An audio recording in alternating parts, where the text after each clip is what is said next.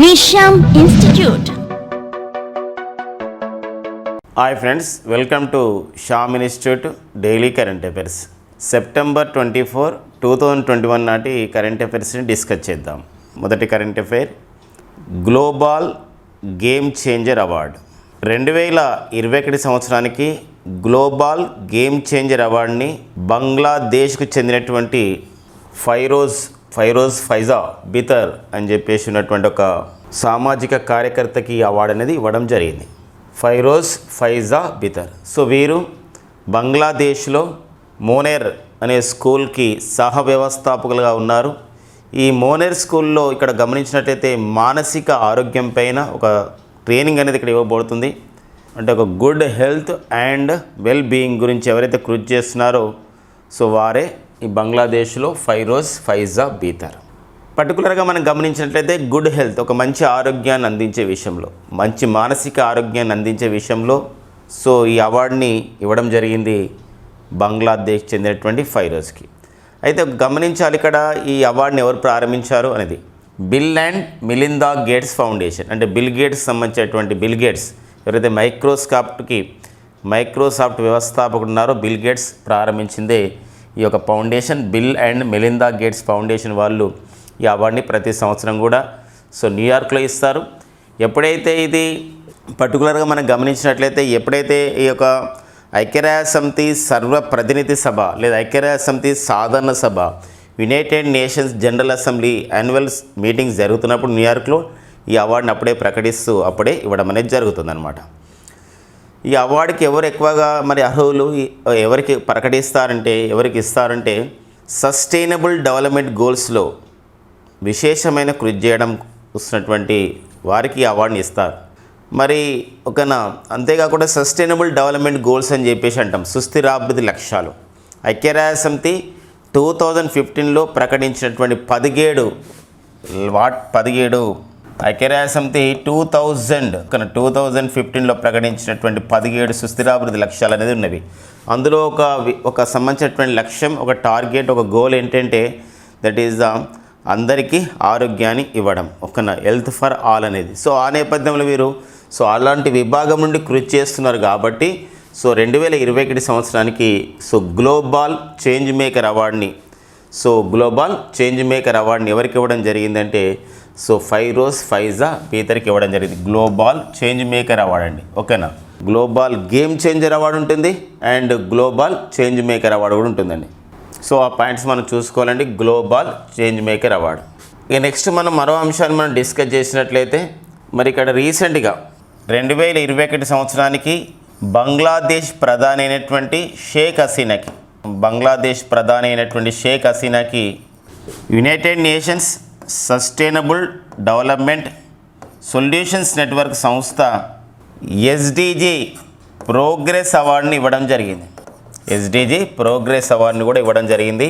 So కాబట్టి ఈ మధ్యకాలంలో బంగ్లాదేశ్ నుండి ఇలాంటి అవార్డుని, అంటే ఇక్కడ షేక్ హసీనా తర్వాత న్యూయార్క్ కేంద్రంగా ఇచ్చినటువంటి మరో అవార్డు, బంగ్లాదేశ్ చెందినటువంటి వ్యక్తికి ఇచ్చినటువంటి మరో అవార్డు సో ఏ అవార్డు అండి, గ్లోబల్ చేంజ్ మేకర్ అవార్డు. ఇట్లా మనం గుర్తుపెట్టుకోవాల్సిన అవసరం ఉంటుంది. సో మరి షేక్ హసీనాకి ఇచ్చినటువంటి అవార్డు ఏంటంటే సస్టైనబుల్ డెవలప్మెంట్ గోల్స్లో ప్రోగ్రెస్ని తీసుకువచ్చినందుకు, అంటే ఇక్కడ ఆ యొక్క కార్యక్రమాలని అమలు చేస్తున్నందుకు ఇవ్వడం జరిగింది షేక్ హసీనా గారికి. సో ఆ నేపథ్యం చూసుకోవాలండి, అవార్డుని ఎవరు ఇచ్చారని చెప్పేసి. మరొక అవార్డు ఉంటుంది, గేట్స్ అండ్ మిలిందా ఫౌండేషన్ ఇచ్చే మరో award global goal keeper award. ఒక లక్ష్యం గురించి పనిచేసేవారు ఈ అవార్డు ఇస్తూ ఉంటారు. సో మరి గ్లోబల్ గోల్ కీపర్ అవార్డును గతంలో భారత ప్రధాని నరేంద్ర మోడీ గారు కూడా ఇవ్వడం జరిగింది. కారణం ఏంటంటే స్వచ్ఛ భారత్ అభియాన్ లాంటి కార్యక్రమాలని ప్రారంభించి దాన్ని అమలు చేసే విషయంలో ఎంతో ఇంపార్టెన్స్ ఇచ్చారని చెప్పేసి ఇవ్వడం జరిగింది. సో అయితే ఈసారి అయితే గ్లోబల్ గోల్ కీపర్ అవార్డుని బిల్ గేట్స్ ఫౌండేషన్, ఏదైతే మనం బిల్ అండ్ మెలిందా గేట్స్ అని చెప్పేసి అంటున్నాం, ఆ ఫౌండేషన్ ఎవరికి ఇవ్వడం జరిగిందంటే దక్షిణాఫ్రికా మాజీ ఉప ప్రధాని, ప్రస్తుతం ఐక్యరాజ్యసమితి మహిళా విభాగంలో ఎగ్జిక్యూటివ్ డైరెక్టర్గా పనిచేస్తున్నటువంటి పుమిజైల్ మ్లాంబా కోకు ఇవ్వడం జరిగింది. మరి వీరు సౌత్ ఆఫ్రికాలో వీరు రాజకీయవేత్తగా ఉండి ప్రజెంట్ అయితే ఐక్యరాజ్య సమితి మహిళా విభాగంలో యుఎన్ విమన్ అని చెప్పేసి అంటాం. సో ఈ విభాగంలో ఎగ్జిక్యూటివ్ డైరెక్టర్గా పనిచేస్తున్నారు. సో గ్లోబల్ గోల్ కీపర్ అవార్డుని 2021 సంవత్సరానికి వీరు పొందడం జరిగిందండి. సో ఈ రెండు అంశాలు అనేది మనకు వెరీ ఇంపార్టెంట్ అండి. సో సౌత్ ఆఫ్రికాకు వీళ్ళు డిప్యూటీ ప్రైమ్ మినిస్టర్గా పనిచేశారు గతంలో. సో సౌత్ ఆఫ్రికా అని చెప్పేసి అన్నప్పుడు మనం గుర్తుపెట్టుకోవాల్సిన మరో అంశం, అవినీతి ఆరోపణల కారణంగా ఇటీవల సౌత్ ఆఫ్రికా మాజీ అధ్యక్షుడు జాకబ్ జుమా జైలు పాలు కావడం జరిగింది. మరో అంశం ఏంటంటే ప్రస్తుతం సౌత్ ఆఫ్రికా అధ్యక్షుడిగా పనిచేస్తున్న వారు సిరిల్ రామపోసా. మరో అంశం ఏంటంటే సౌత్ ఆఫ్రికా గురించి, ప్రపంచంలో 3 రాజధానులు ఉన్నటువంటి ఏకైక దేశం ఏంటంటే సౌత్ ఆఫ్రికా. సో ఆ నేపథ్యం చూసుకోవాల్సిన అవసరం ఉంటుంది. నెక్స్ట్ పాయింట్ చూద్దాం. సో ఆరోగ్య మంథన్ 3.0 అనే కార్యక్రమాన్ని కేంద్ర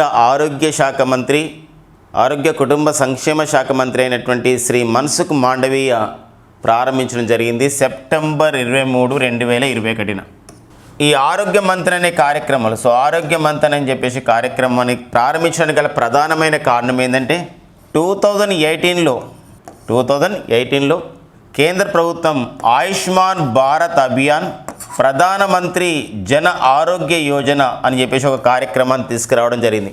అందరికీ ఆరోగ్యం, universalisation of the health policy, అందరికీ ఆరోగ్య బీమాను అందించే ఉద్దేశంతో సో ఈ కార్యక్రమాన్ని తీసుకురావడం జరిగింది. సో ఈ కార్యక్రమం తీసుకువచ్చి ఆయుష్మాన్ భారత్ అభియాన్, ప్రధానమంత్రి జన ఆరోగ్య యోజన రాసుకునే ప్రయత్నం చేస్తే ఆయుష్మాన్ భారత్,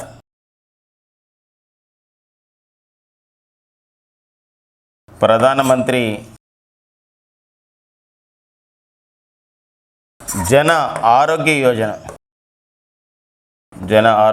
యోజన. సో ఈ కార్యక్రమాన్ని ప్రారంభించి 2018లో ప్రారంభించారు. దీని ద్వారా సో పేద కుటుంబాలకి దేశంలో ఏదైతే రాష్ట్రాలు ఈ ఆయుష్మాన్ భారత్ అభియాన్లో చేరాయో ఆయా రాష్ట్రాలకి 5 లక్షల రూపాయల వరకు సో ఆరోగ్య బీమాని కల్పిస్తారు.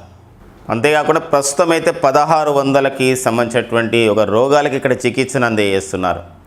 ఇటీవలనే తెలంగాణ రాష్ట్ర ప్రభుత్వం కూడా ఆయుష్మాన్ భారత్ అభియాన్ కార్యక్రమంలో, కేంద్ర ప్రభుత్వ కార్యక్రమమైనటువంటి ఆయుష్మాన్ భారత్ అభియాన్లో చేరడం జరిగింది. అంటే ఇక్కడ ఆరోగ్యశ్రీ అండ్ ఆయుష్మాన్ భారత్లో ఇలా చికిత్సలు అనేది అందజేస్తున్నారు తెలంగాణ రాష్ట్రంలో.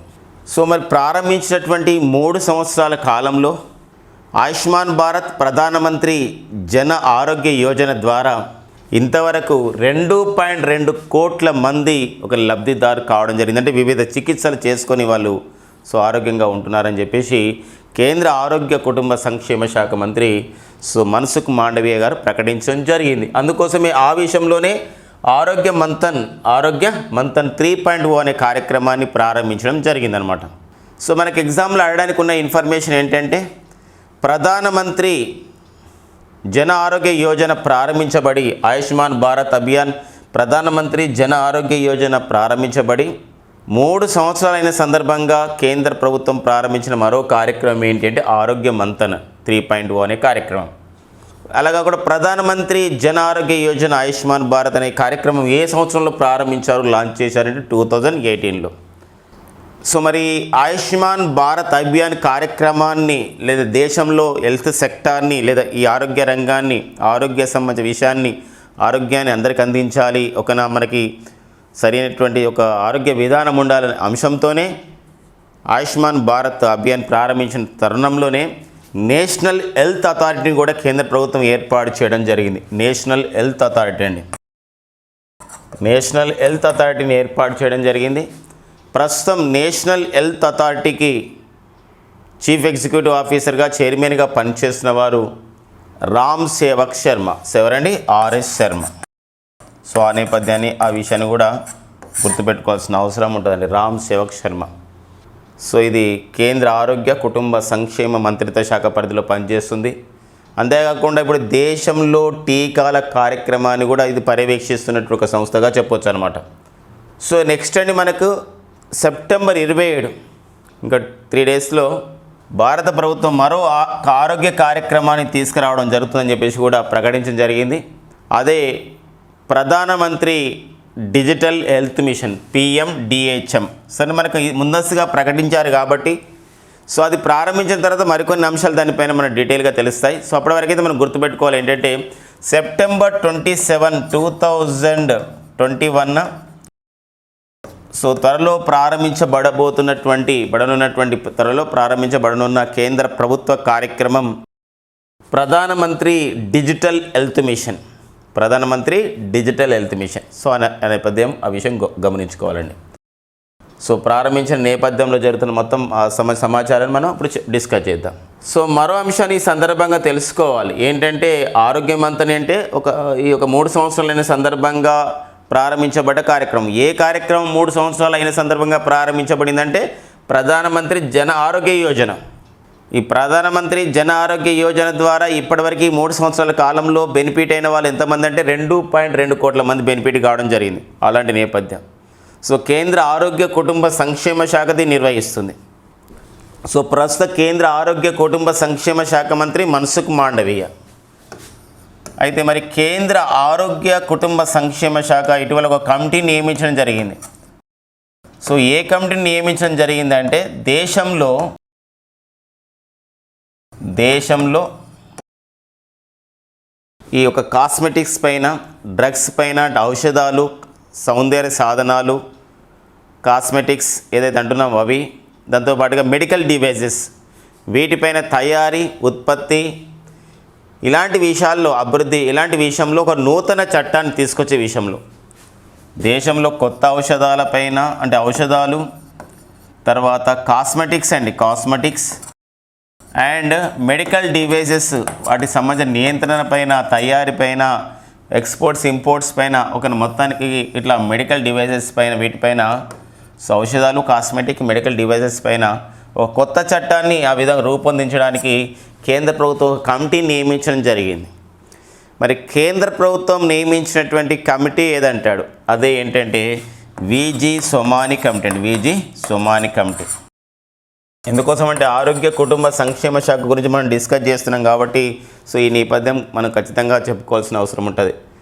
విజి సోమాని కమిటీ దేనిపైన అధ్యయనం చేస్తుందంటాడు దేశంలో ఔషధాలు, కాస్మెటిక్స్ అండ్ మెడికల్ డివైజెస్ పైన నూతన చట్టాన్ని తీసుకొచ్చే ఉద్దేశంతో కేంద్ర ఆరోగ్య కుటుంబ సంక్షేమ శాఖ నియమించినటువంటి కమిటీనే విజి సోమాని కమిటీ.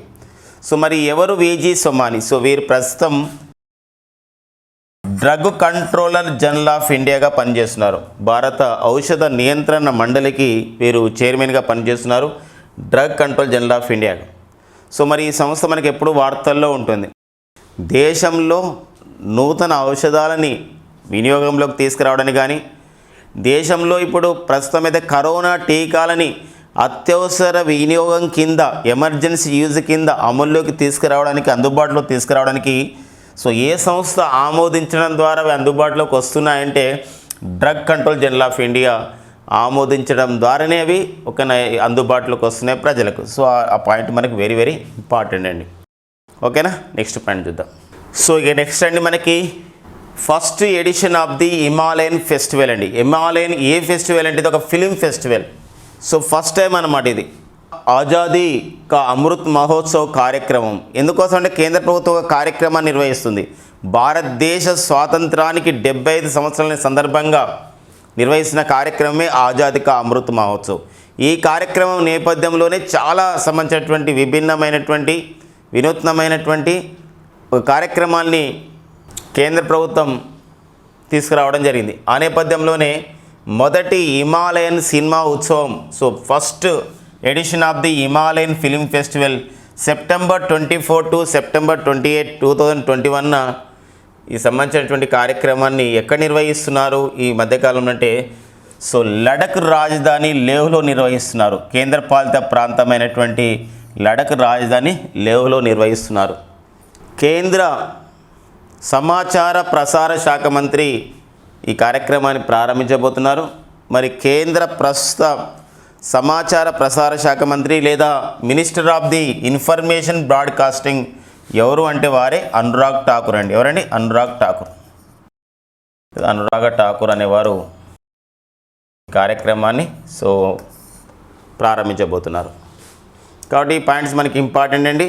అంతేకాకుండా సో ఈ కార్యక్రమంలో ప్రారంభ చిత్రంగా దేని ప్రదర్శించబోతున్నారు అంటే షేర్షా అనే హిందీ చిత్రాన్ని ప్రారంభించబోతున్నారు. దాన్ని తొలిసారిగా అక్కడ ప్రదర్శించబోతున్నారు. ఈ యొక్క మొదటి హిమాలయన్ సినిమా ఉత్సవంలో షేర్షా ఇది ఒక గొప్ప సినిమా అండి.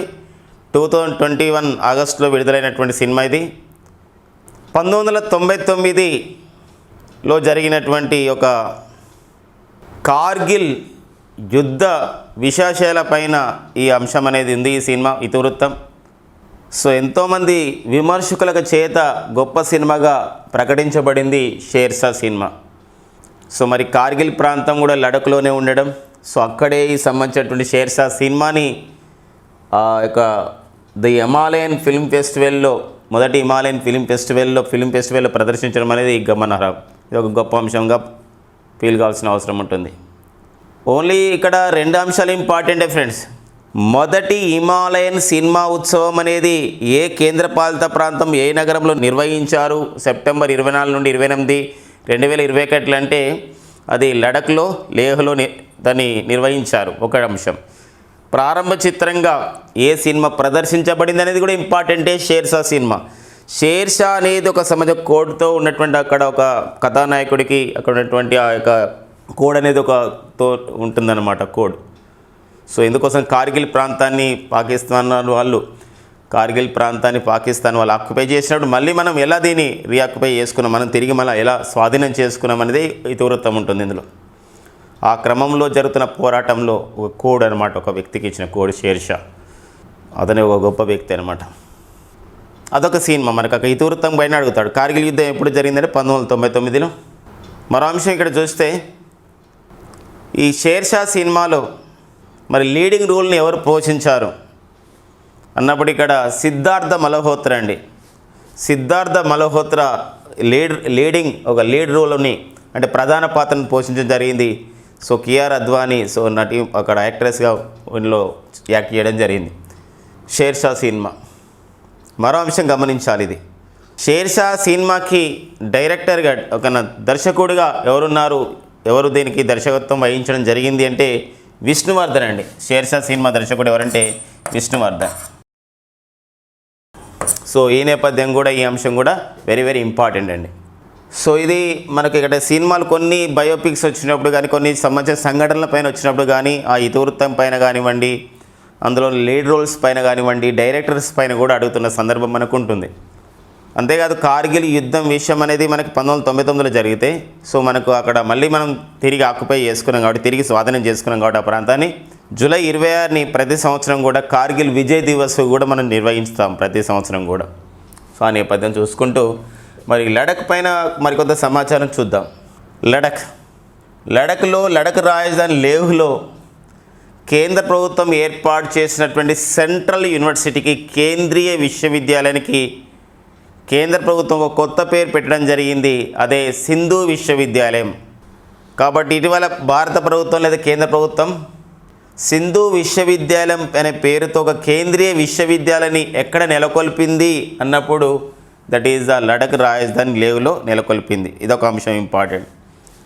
అండ్ లడఖ్ ప్రస్తుతం లెఫ్టినెంట్ గవర్నర్గా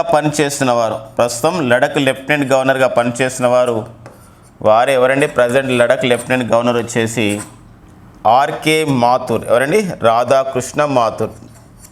సో దానికి సంబంధించిన ఇన్ఫర్మేషన్ కూడా ఇంపార్టెంట్ అండి. ఓకేనా? నెక్స్ట్ చూద్దాం. గీతా సమోతా. సో మరి గీతా సమోతా సో భారతీయ మహిళ సో ఒక విజయం సాధించడం జరిగింది, ఒక రికార్డు సాధించడం జరిగింది. ఎలా రికార్డు సాధించడం జరిగిందంటే వేగంగా తక్కువ సమయంలోనే చాలా ఫాస్ట్గా 2 అత్యున్నతమైన శిఖరాలను అధిరోహించడం ద్వారా వారు రికార్డు సాధించడం జరిగింది. ఒకటి రష్యాలో ఉన్నటువంటి ఎల్బ్రస్ అనే ఒక శిఖరాన్ని, దాని యొక్క ఎత్తు అయితే 5642 మీటర్స్ ఉంది. అది అధిరోహించడం జరిగింది ఆ శిఖరాన్ని.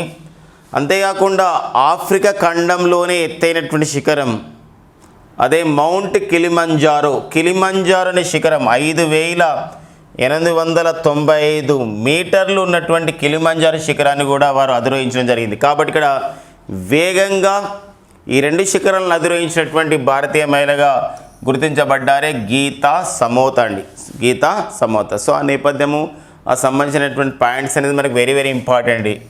సో అచీవ్మెంట్స్ విషయంలో ఈ సంబంధించినటువంటి అచీవ్మెంట్ అనేది మనకి ఎగ్జామ్లో అడగడానికి ఉంటుంది. ఇటీవల కాలంలో వేగంగా 2 శిఖరాలను అధిరోహించినటువంటి భారతీయ మహిళ గీతా సమోత ఏ సంబంధించినటువంటి శిఖరాలను అధిరోహించడం ద్వారా అలా గుర్తింపబడ్డారని చెప్పేసి.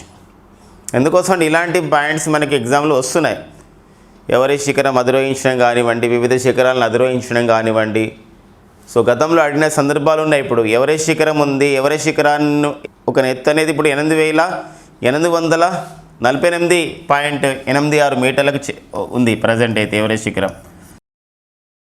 అయితే మరి ఎవరెస్ట్ శిఖరాన్ని ఇటీవల కాలంలో అధిరోహించినటువంటి 2021లో అధిరోహించినటువంటి తొలి భారతీయ మహిళ, ఎవరెస్ట్ శిఖరాన్ని 1984లో తొలిసారిగా అధిరోహించిన భారతీయ మహిళ అంటే బచేంద్రి పాల్ అవుతుంది. చూడండి, ఎవరెస్ట్ శిఖరాన్ని అధిరోహించిన తొలి భారతీయ మహిళ బచేంద్రి పాల్. అలా కాకుండా 2021లో ఈ సీజన్లో ఎవరెస్ట్ శిఖరాన్ని అధిరోహించినటువంటి తొలి భారతీయ మహిళ, తొలి భారతీయ వ్యక్తిగా ఎవరున్నారండి? తాషీ యాంగ్జోమ్. మరి తాషీ యాంగ్జోమ్ అనేవారు ఏ రాష్ట్రానికి చెందినవారు మన దేశం అంటే అరుణాచల్ ప్రదేశ్ రాష్ట్రానికి చెందినవారు తాషీ యాంగ్జోమ్. అలాంటి పాయింట్స్ మనకి ఇంపార్టెంట్గా ఉంటాయి. గతంలో అయితే సో బచేంద్రి పాల్ పైన అడగడం జరిగింది. ఇలా ఎవరెస్ట్ శిఖరాన్ని అధిరోహించిన తొలి భారతీయ మహిళ బచేంద్రి పాల్. ఎవరెస్ట్ శిఖరాన్ని అధిరోహించినటువంటి ప్రపంచంలోని తొలి మహిళ అంటే జుంకో తాబీ. ఎవరెస్ట్ శిఖరాన్ని అతి చిన్న వయసులో అధిరోహించినటువంటి తెలుగు బాలికగా గుర్తించబడ్డవారు మన భారతీయ మహిళ ఎవరండి? వారే సో మలావత్ పూర్ణ. సో అలాంటి నేపథ్యం మన క్వశ్చన్స్ మనకి పాయింట్స్ గతంలో అడగడం జరిగిందనమాట. ఓకేనండి, ఇది సో మనకి గీతా సమోత. ఓకే, ఇక నెక్స్ట్ అండి మనకు మరో అంశం WHO's health financing ambassador. So ప్రపంచ ఆరోగ్య సంస్థకి ఆరోగ్య విషయంలో ఆర్థికత్వాన్ని ఇచ్చే, ఆర్థికంగా చేయూతనిచ్చే అంశానికి ప్రచారకర్తగా రాయబారిగా ఎవరు నియమించబడ్డారంటే బ్రిటన్ మాజీ ప్రధాని అయినటువంటి గోర్డాన్ బ్రౌన్ని నియమించడం జరిగింది. సో మరి వీరు ఏం చేస్తారంటే ఇక్కడ ఒక ప్రపంచ ఆరోగ్య సంస్థకు ప్రస్తుతం ఉన్నటువంటి ప్రధానమైనటువంటి కర్తవ్యం, ద మెయిన్ ఆబ్జెక్టివిటీ ఏంటంటే to supply providing the Covid vaccines to the all over the world. ప్రపంచంలో అన్ని దేశాలకి మరి కోవిడ్ వ్యాక్సిన్స్ అందించే అవసరం మనకి ఇక్కడ ఇంపార్టెన్స్ ఉంది. మరి ఈ నేపథ్యంలోనే కోవాక్స్ అని సంబంధించినటువంటి ఒక కూటమిని కూడా ఏర్పాటు చేసుకోవడం జరిగింది కరోనా వ్యాక్సిన్స్ని. అంటే చాలా కొన్ని కంట్రీస్ మాత్రమే కరోనా వ్యాక్సిన్స్ తయారు చేస్తున్నాయి, కానీ ఇప్పుడు అన్ని కంట్రీస్కి మరి కరోనా వ్యాక్సిన్ అవసరం ఉంది. కాబట్టి ఈ నేపథ్యంలోనే కరోనా వ్యాక్సిన్స్ సరఫరా గురించి, కరోనా వ్యాక్సిన్స్ తయారీ సంస్థలకి డబ్బులు ఇవ్వాల్సిన అవసరం ఉంటుంది, వాటికి ఫండ్ని చేకూర్చడం, ఇలాంటి అన్ని అంశాలు కరోనా వ్యాక్సిన్స్కి వారికి సరఫరా చేయడం అన్ని దేశాలకి ఇక్కడ. అలాంటి ఆ విషయంలోనే కోవిడ్-19కి సంబంధించిన వ్యాక్సిన్ అందజేసే విషయంలోనే, తయారు చేసే విషయంలోనే, ప్రజలకు అందుబాటులో తెచ్చే విషయంలోనే, ప్రపంచంలో అన్ని దేశాలకి అందించే విషయంలోనే సో ఈ యొక్క హెల్త్ ఫైనాన్సింగ్ అంబాసిడర్, సో ఆర్థికత్వం అనే కార్యక్రమం ప్రచారకర్తగా రాయబారిగా నియమించబడ్డారు బ్రిటన్ మాజీ ప్రధాని ఎవరండి? Gordon brown. సో ఇది ఒక నూతన అపాయింట్మెంట్ అనమాట, ఒక రీసెంట్గా అయినటువంటి ఒక న్యూలీ అపాయింట్మెంట్ కాబట్టి దీనికి సంబంధించినటువంటి అంశాన్ని మనం చూసుకోవాలండి. ఓకేనా, ఇక నెక్స్ట్ అంశాన్ని మనం పరిశీలించినట్లయితే ఇంకా WHO గురించి మనం ఎన్నోసార్లు డిస్కస్ చేసుకోవడం జరిగింది. ఈరోజు కోవాక్స్ అనే కూటమి అంటే కరోనా వ్యాక్సిన్స్ అన్ని దేశాలకి అందజేసే విషయం. ఇంకోటి ప్రపంచ ఆరోగ్య సంస్థ నేపథ్యంలోనే బ్రిటన్ దేశ సంబంధించినటువంటి మద్దతుతోనే సో గతంలో గావిని ఏర్పాటు చేసుకోవడం జరిగింది 2020లో. Gavi global alliance for the vaccine immunisation అని చెప్పేసి. ఇదంతా కూడా మనకి గ్లోబల్ అలయన్స్ అంటే ప్రపంచవ్యాప్తంగా ఇది ఒక అలయన్స్. దేని గురించి అంటే that is for the vaccine immunization. So ఇక ఈ టీకాలకు సంబంధించినటువంటి ఇమ్యునైజేషన్, దీనికి సంబంధించిన అభివృద్ధి కావాలనే పరిశోధనని ఒక ఊతం ఇవ్వడానికే జరిగిందనమాట గావి అనే సంస్థ కూడా. సో ఆ నేపథ్యం చూసుకుంటూ వరల్డ్ హెల్త్ ఆర్గనైజేషన్ అనేది ప్రధాన కార్యాలయం జెనీవాలో ఉంది. మరి ఈ గోర్డాన్ బ్రౌన్ అపాయింట్మెంట్ని ఎవరు చేశారు? WHO హెల్త్ ఫైనాన్సింగ్ అంబాసిడర్గా గోర్డాన్ బ్రౌన్ ఎవరు నియమించడం జరిగిందంటే ప్రపంచ ఆరోగ్య సంస్థ ప్రస్తుత director general the present director general of the WHO వారే టెడ్రస్ అదనం గేబ్రియోసిస్ని నియమించడం జరిగిందండి. వీరు అంటే టెడ్రస్ అదనం గేబ్రియోసిస్ వీరిని నియమించడం జరిగింది, గోర్డన్ బ్రౌన్ని. ఇక నెక్స్ట్ అండి మనకు అర్జున్ మార్క్ 1A. సో ఏంటి మరి అర్జున్ మార్క్ 1A అని చెప్పేసి అంటే ఇవి ఒక యుద్ధ ట్యాంకులు అండి, ఒక వార్ ట్యాంక్స్. తమిళనాడులోని చెన్నైలో సమీపాన ఉన్నటువంటి అవడి వద్ద DRDO అనుబంధ సంస్థగా ఉన్నటువంటి హెవీ వెజల్స్ ఫ్యాక్టరీస్ వాళ్ళు దీనికి సంబంధించినటువంటి యుద్ధ ట్యాంకులని తయారు చేయడం జరిగింది అర్జున్ మార్క్ 1A అనే పేరుతో.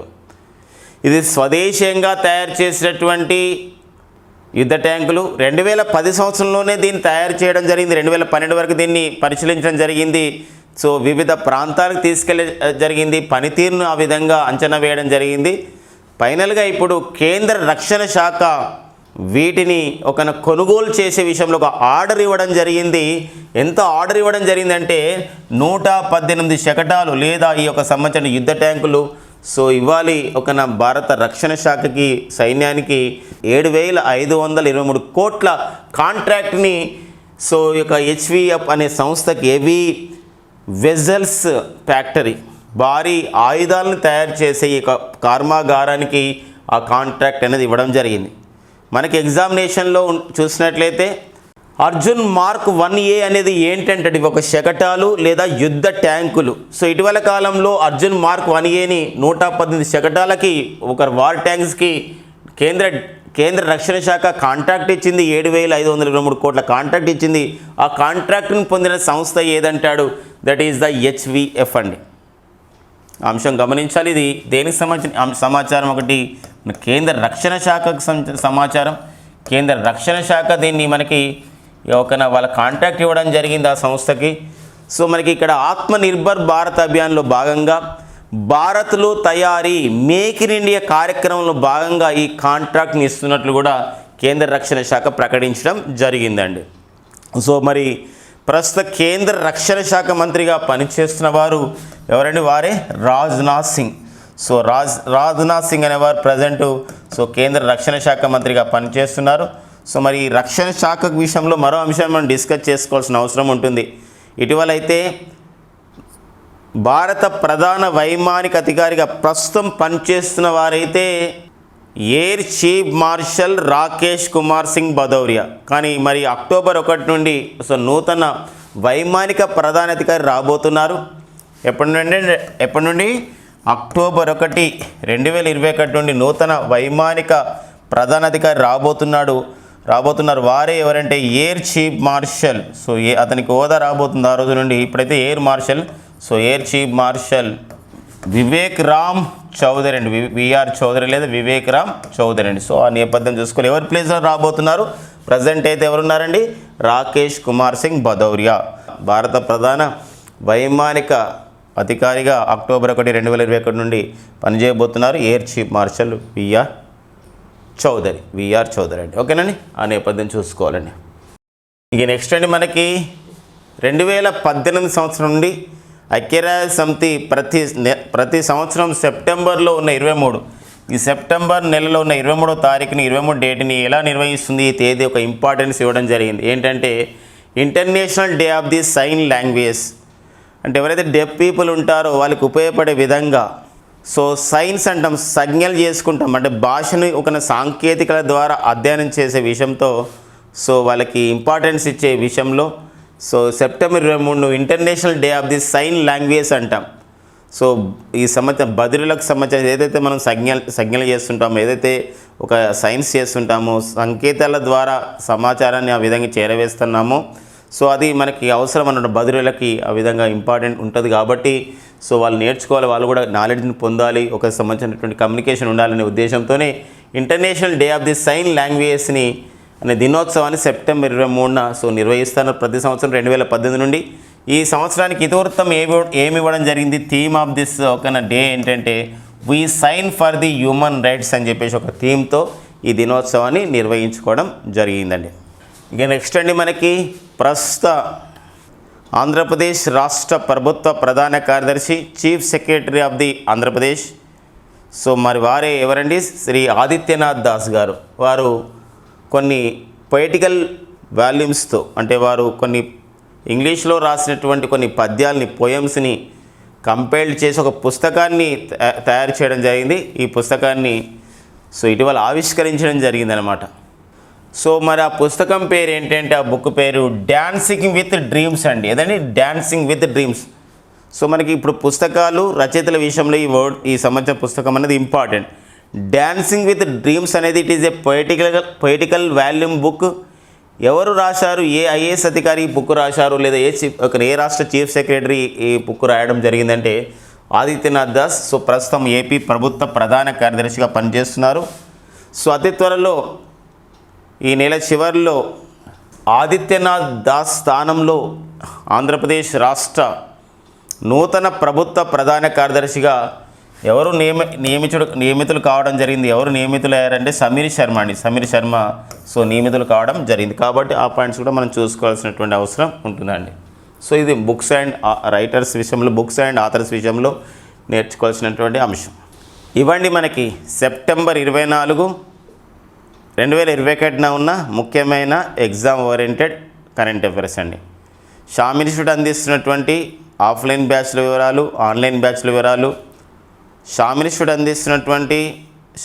చేత ప్రారంభించబడేటువంటి అహనీతి పబ్లికేషన్ ద్వారా విడుదలైన పుస్తకాల వివరాలు, షామ్ ఇన్స్టిట్యూట్ అందిస్తున్నటువంటి డైలీ కరెంట్ అఫైర్స్ గురించి, అప్డేట్స్ గురించి షామ్ ఇన్స్టిట్యూట్ టెలిగ్రామ్ గ్రూప్లో పొందుపరుస్తున్నారు. కాబట్టి please join in Sam institute Telegram group and please subscribe our Sam institute YouTube channel. Thank you friends and all the best.